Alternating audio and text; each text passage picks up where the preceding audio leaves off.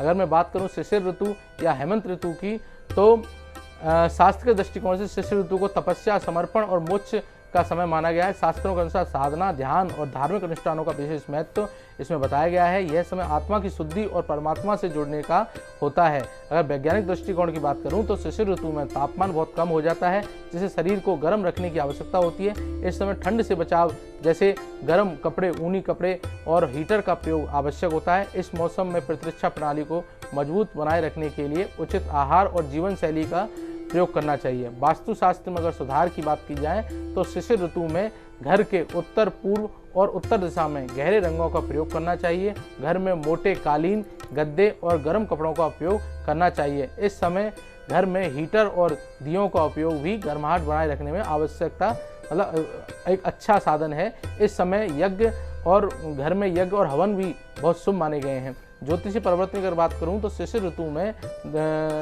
शनि और राहु की स्थिति बहुत महत्वपूर्ण है। इस समय धार्मिक अनुष्ठान, ध्यान और साधना के लिए उपयुक्त समय माना गया है। गहरे रंगों जैसे काला और नीला का प्रयोग शनि और राहु की ऊर्जा को संतुलित करने के लिए किया जा सकता है।